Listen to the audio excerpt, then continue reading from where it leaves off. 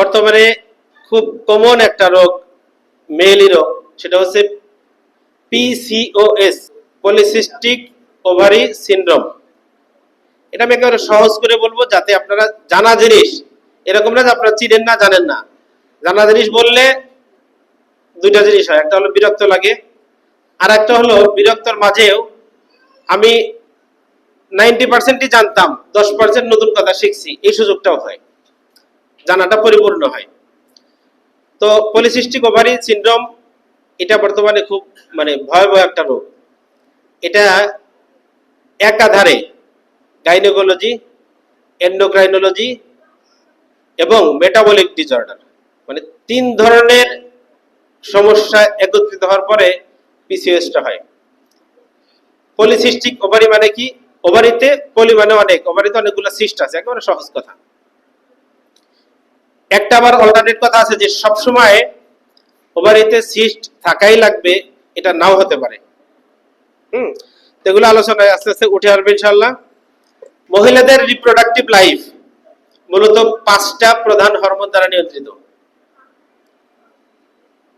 এক নম্বরে হচ্ছে follicle stimulating hormone, luteinizing hormone, oestrogen hormone, progesterone hormone, তারপরে হচ্ছে অ্যান্ড্রোজেন বা টেস্টোস্টেরন হরমোন। এখানে একটা জিনিস বলে রাখা ভালো, টেস্টোস্টেরন হরমোনটা মূলত মেল হরমোন, পুরুষদের, কিন্তু নারীদের শরীরে এটা সামান্য পরিমাণে থাকে।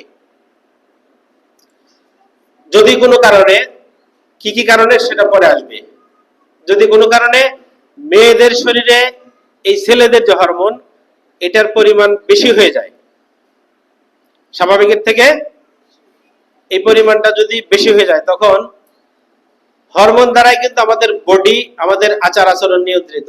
কথা তো ঠিক নাকি? তেঁতুল দেখছি না আমরা, একজন হলো একটা পাকা তেঁতুল ছিলল, সামনে চুলাইলো, টান দিয়ে একটা বিচি আলাদা করলো, তারপর একটু একটু করে চেটে চেটে খাইতেছে। বলেন তো, বলা লাগবে যে একটু লালা বের হও, এটা কি বলা লাগবে? অনেকের মনে হইতেছে না একটু একটু লালা লালা মনে হইতেছে কিনা বলেন? এটা হলো হরমোনাল ফাংশন। হ্যাঁ, তো ওদিকে যাব না। এই হরমোনগুলোর যদি বড় রকম কোনো ব্যতিক্রম হয়, অটোমেটিক বডিতে চেঞ্জ আসবে। এস্ট্রোজেন হরমোন, টেস্টোস্টেরন হরমোন হলো ম্যাসকুলিন হরমোন, মানে মেয়েদের শরীরে ছেলেদের ক্যারেক্টারিস্টিক ডেভেলপ করবে। কি ক্যারেক্টারিস্টিক এবং এর লক্ষণগুলো কি সেগুলো সামনে আসবে।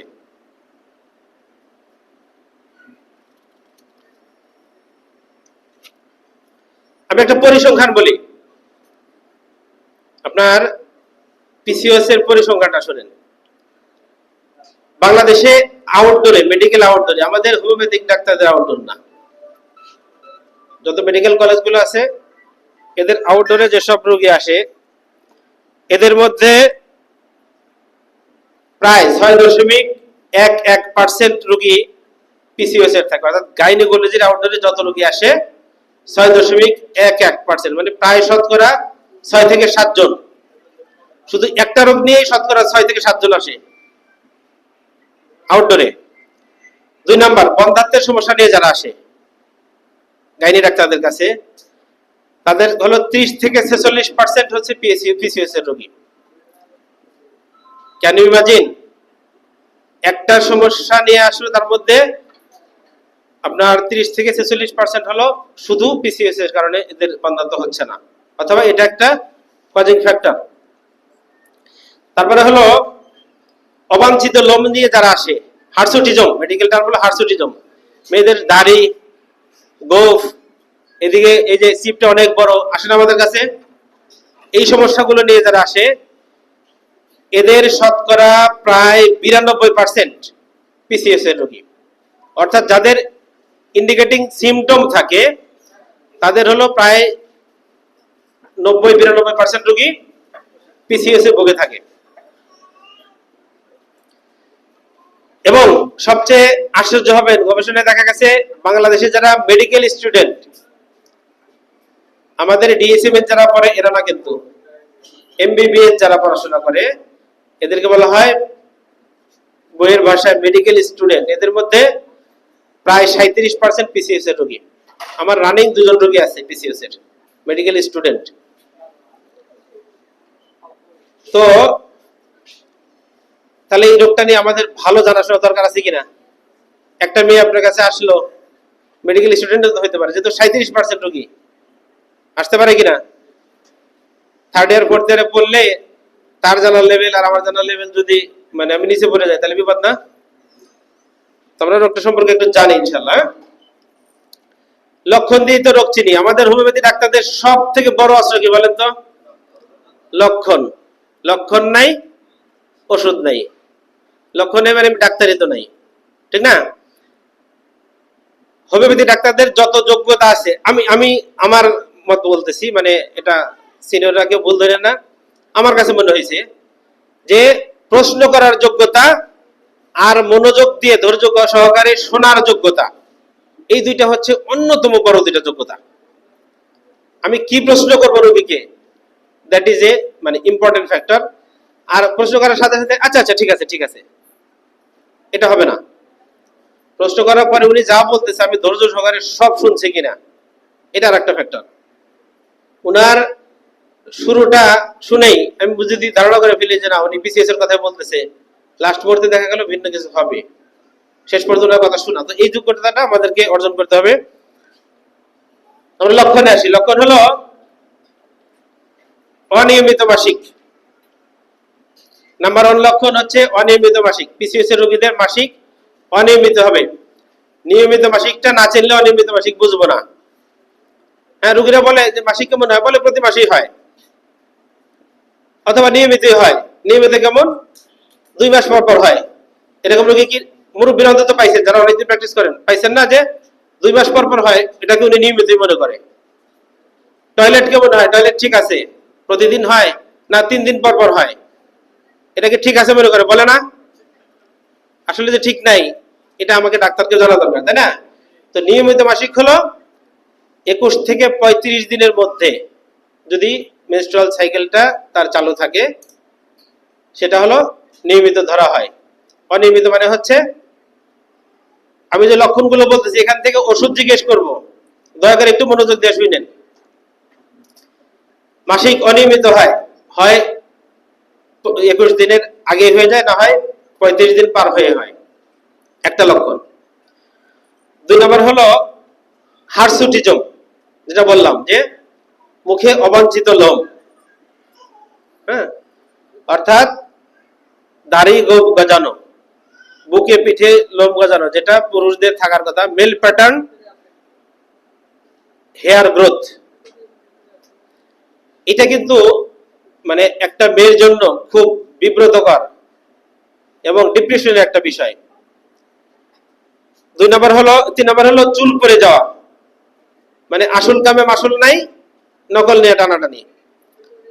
যেখানে চুল থাকা লাগবে ওখানে চুল নাই, বাড়তি লোম। আরেকটা জিনিস বলে রাখি, এই রোগটা হয় সাধারণত 16 থেকে 40 এর মধ্যে, তবে মোস্ট সিগনিফিকেন্টলি হলো 16 থেকে 20-22। এই বয়সের মেয়েদের যদি চুল না থাকে আর মুখে দাঁড়িয়ে থাকে, বুঝেন সিচুয়েশনটা কেমন? তাহলে আমি ডাক্তার, এটাকে সারানোর জন্য আমার শিক্ষা দরকার আছে না? আমার কাছে যারা সারেন্ডার করে, আচ্ছা তাহলে চুল পড়ে যায়, কেমন চুল পড়া ধরনটা হলো, এটাকে বলে মেল প্যাটার্ন বাল্ডনেস, অর্থাৎ পুরুষের মতো করে চুল পড়ে যাবে। পুরুষদের চুল পড়ে যায় কিভাবে? এখান থেকে, তাই না? এখান থেকে চুল পড়ে যায়। আর মেয়েদের চুল সাধারণত পড়ে সিঁথি থেকে। এখন যদি মেয়েদের এখান থেকে চুল পড়ে কপালটা বের হইতে থাকে, this is an indicating symptom of PCOS. ঠিক আছে? তারপরে হলো মুখে ব্রণ। এই ব্রণটা মুখে একনি বা ব্রণ হবে। এই ব্রণটা সাধারণত স্কিন ডিজিজের চিকিৎসা যারা করে থাকেন, এনারা খুব বেশি সুবিধা করতে পারেন না। এসে বলে না যে দীর্ঘদিন চর্মরোগের ডাক্তার দেখাইছি, এক একটা ক্রিম দিত 1200, 1800, 2200, বলে না? অনেক দামি দামি সাবান দিছে, ভালো হয় আবার হয়, ভালো হয় আবার হয়। এখানে তো আমাদের খেলা নাকি? একটা বই আছে না, হোমিওপ্যাথি কিউরস হোয়েন অ্যালোপ্যাথি ফেইলস, ঠিক না? তো যেখান থেকে ওনাদের ফেলটা শুরু, ওখান থেকে তো আমাদের খেলাটা শুরু, ঠিক না? এই রোগীগুলো আমরা পাই। প্রথমে আমাদের কাছে রোগী আসে খুব কম, সেই জন্য আমাদের জ্ঞানটা আরো বেশি বাড়াইতে হবে। এরপরে হলো ওবেসিটি,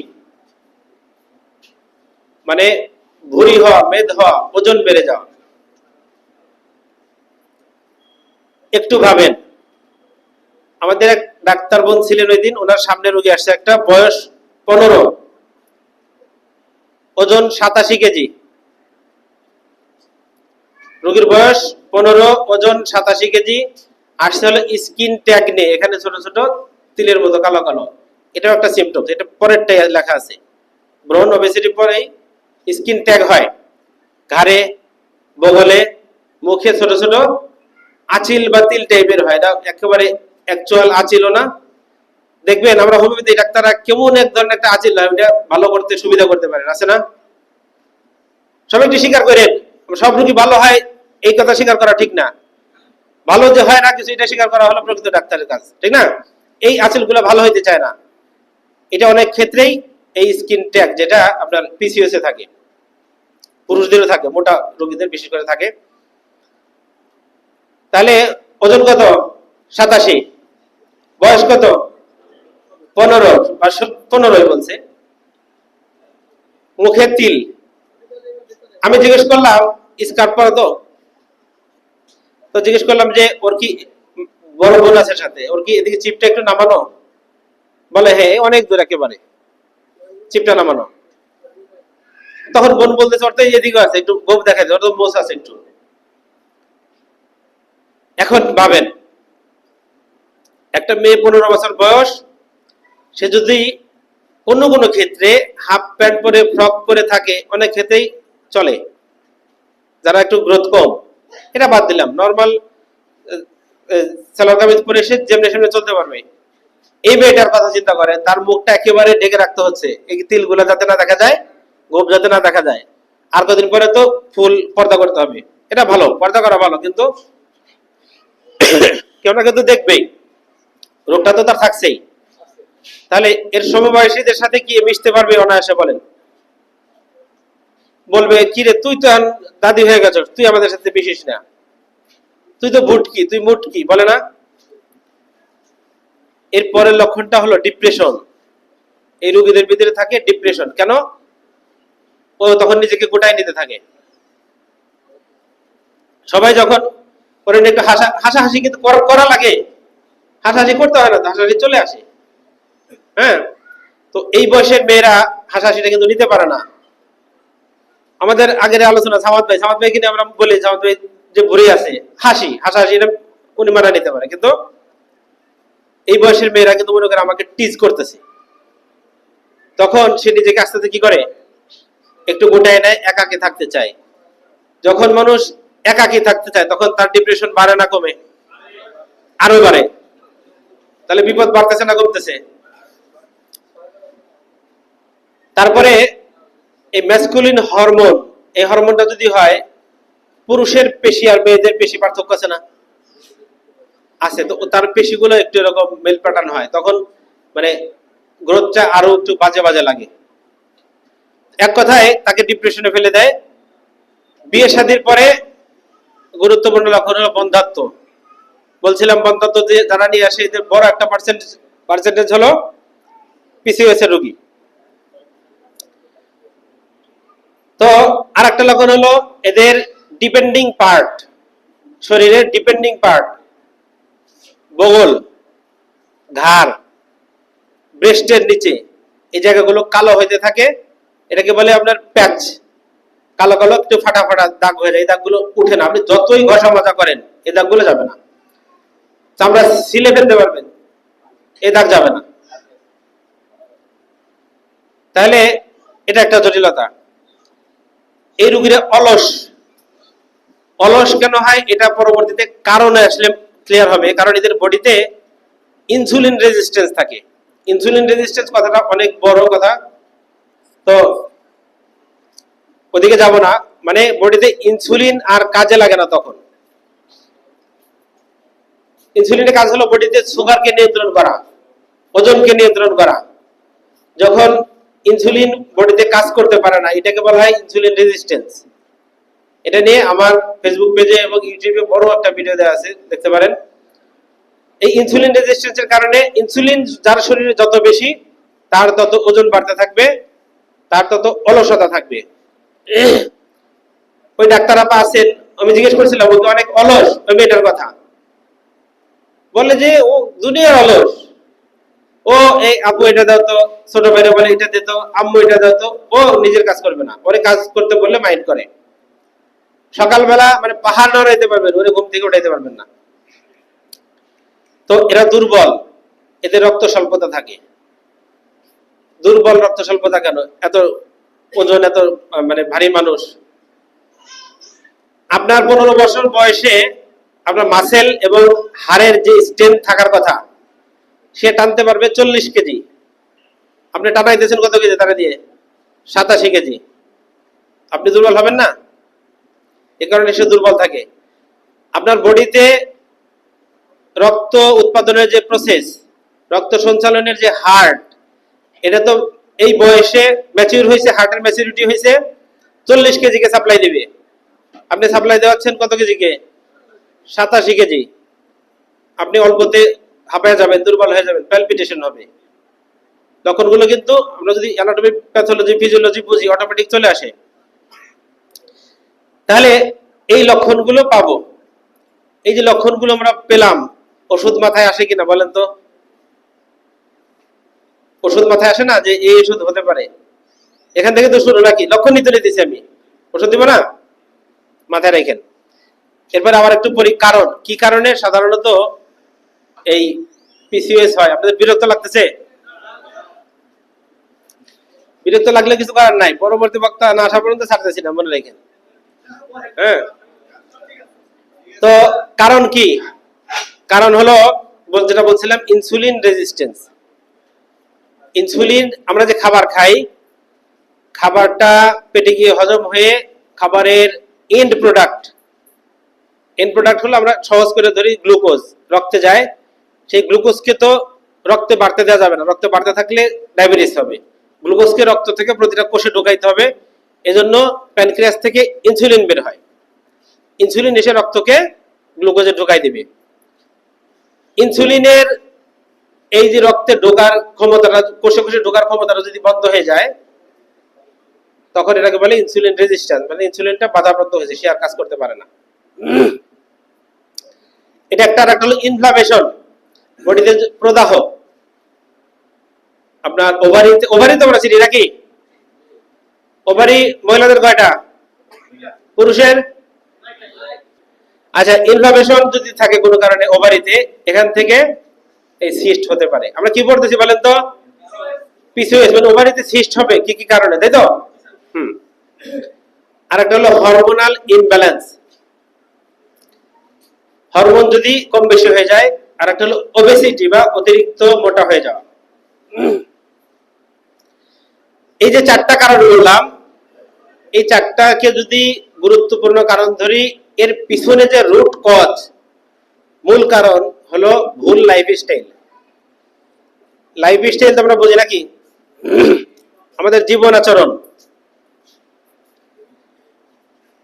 ভুল লাইফস্টাইল কেমন? 1 নম্বরে যদি ধরি খাবার। এখন আমাদের যে লাইফস্টাইল, আমরা কি সঠিক খাবার খাই না ভুল খাবার খাই? বেশিরভাগ ক্ষেত্রে ভুল খাবার খাই। ভুল খাবারগুলো কি কি? রিফাইন্ড কার্বোহাইড্রেট, সাদা চিনি, সাদা চালের ভাত, সাদা আটার রুটি, খাইতে মজা, ঠিক না? যত মজা তত সাজা।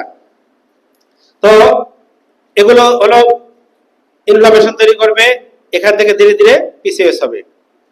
ডুবো তেলে ভাজা খাবার প্রচুর খাই আমরা। তারপরে হলো প্যাকেটজাত, প্রক্রিয়াজাত খাবার। অভাব আছে? দোকানের সামনে তাকাইলে দোকানদারের চেহারা দেখা যায় না, অন্য কোনো মাল দেখা যায় না, শুধু প্যাকেট সাজানো, ঠিক না? এরা কিন্তু আবার ডাক্তারদের বন্ধু।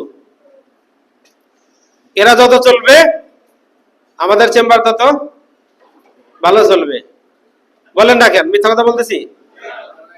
ভেজাল কোম্পানি যারা তৈরি করে এরা হলো হাসপাতাল আর ওষুধ কোম্পানির সব থেকে বড় বন্ধু ডাক্তারদের, তাই না?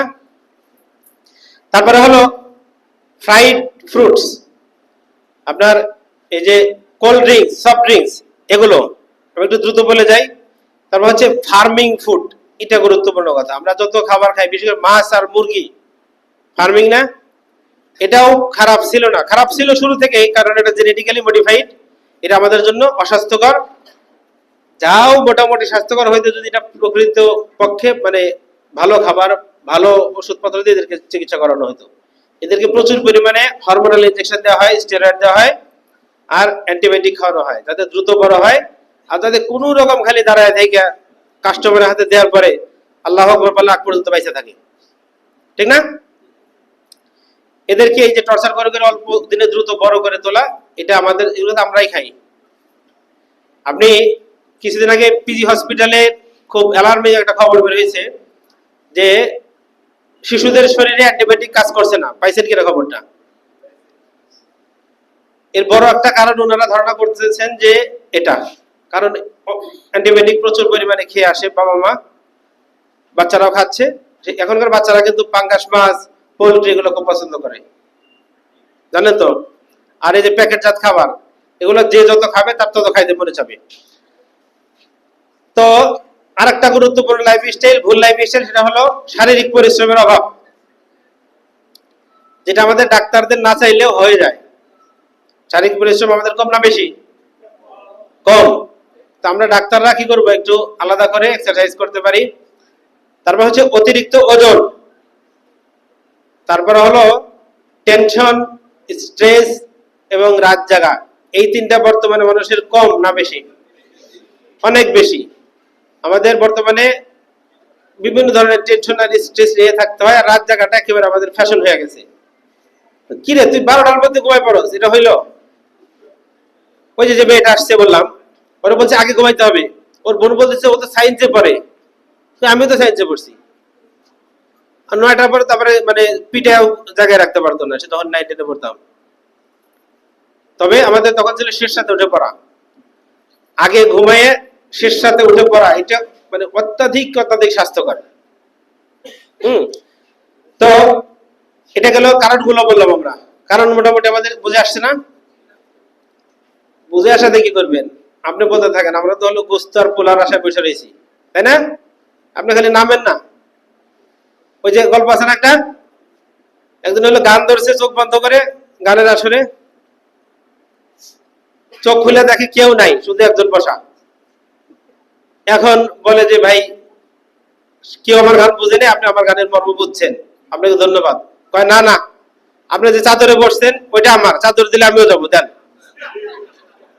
হ্যাঁ, এবারে আমাদের কিন্তু রোগটা ডায়াগনোসিস করতে হবে। আপনি বললেন যে পিসিওএস হয়েছে, উনি ভয়ে আপনার কাছ থেকে চলে যেতে পারে,